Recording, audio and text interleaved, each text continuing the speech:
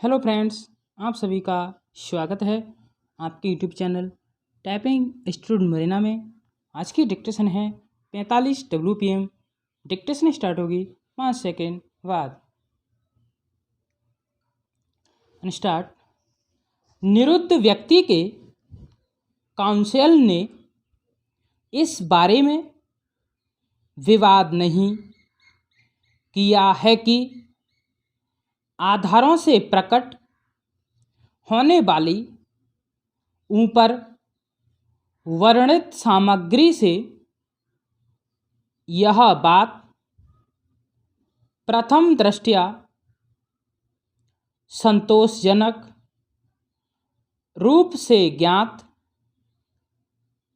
हो जाती है कि निरुद्ध व्यक्ति भारत में माल नस्कृत करने के गृह में अंतर्वलित थे और वह उनका परिवहन कर रहा था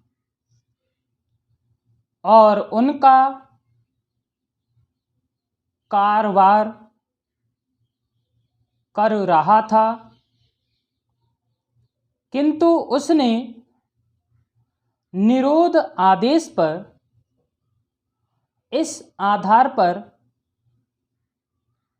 आक्षेप किया कि प्रक्रिया संबंधी रक्षोपायों का अनुसरण नहीं किया गया था, जिससे अधिनियम की धारा 3(1) के अधीन निरुद्ध करने वाले प्राधिकारियों का अपेक्षित समाधान दूषित हो गया था। उसका निरोध इस आधार पर भी आक्षेपित था कि निरोध आदेश के विरुद्ध उसके अभ्यावेदन पर विचार किए जाने के बारे में स्पष्ट न किया गया, विलंब हुआ था और सीमा शुल्क अधिकारियों की कार्यवाही असद्भाव के कारण दूषित थी। हम आक्षेप के इन आधारों पर एक एक करके विचार करेंगे। Para start. निरोध करने वाले प्राधिकारी अर्थात सरकार के विरुद्ध असद्भाव का कोई अभिकथन नहीं है।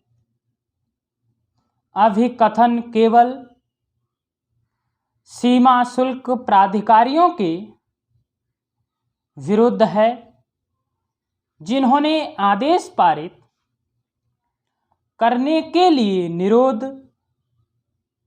प्राधिकारी को सामग्री प्रदत्त की थी और पिटिशनर के काउंसिल ने इस आधार पर आक्षेप की पुष्टि नहीं की है। Para start.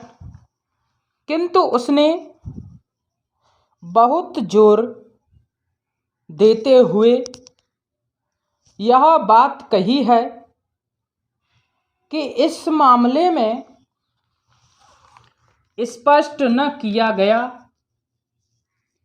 विलंब हुआ है। निरुद्ध व्यक्ति ने अपने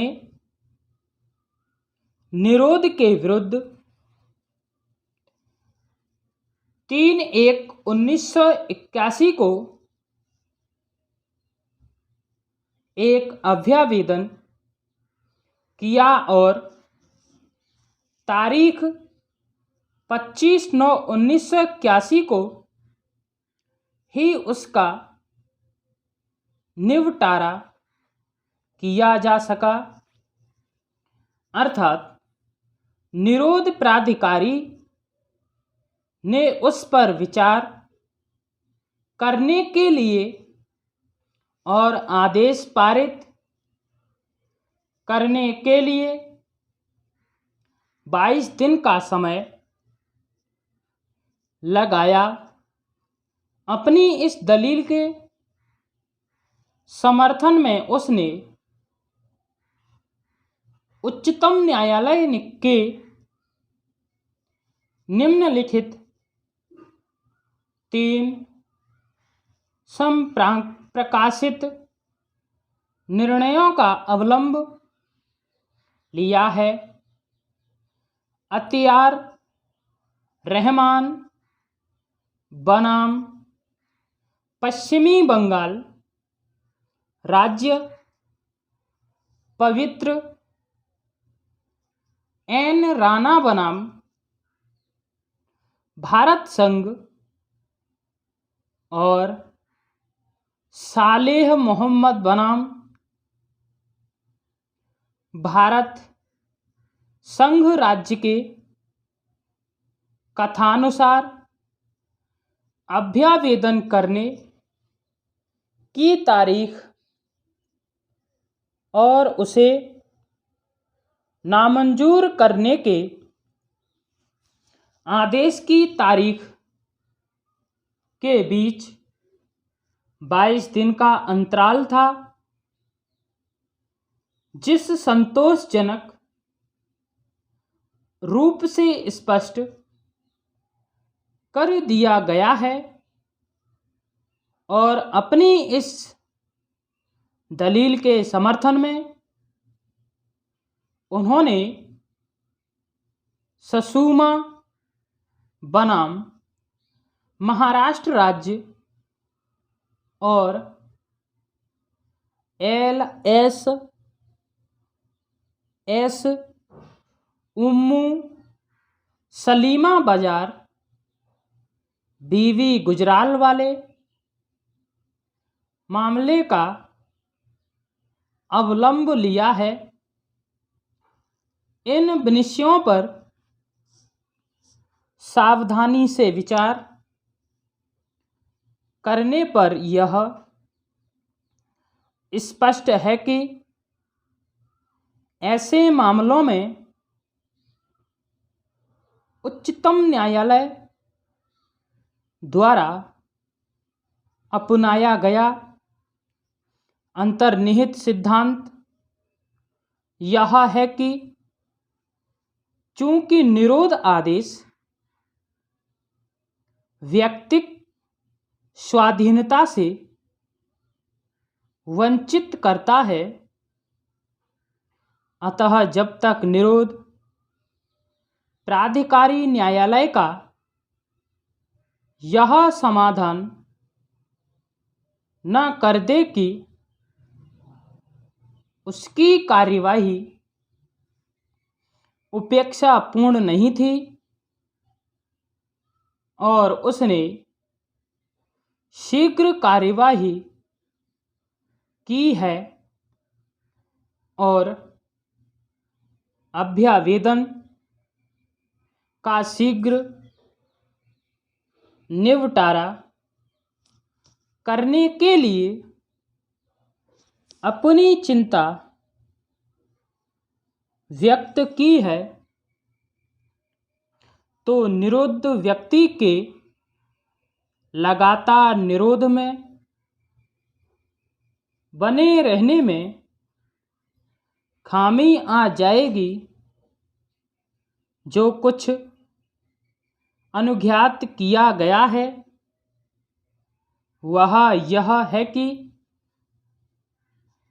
जब तक अभ्यावेदन का एक प्रकार से या दूसरे प्रकार से निपटारा नहीं कर लिया जाता है। ताज़ा तरीन अपलोड्स की नोटिफिकेशन हासिल करने के लिए हमारे चैनल को सब्सक्राइब करें और साथ में दिए गए घंटी के निशान को दबाना ना भूलें।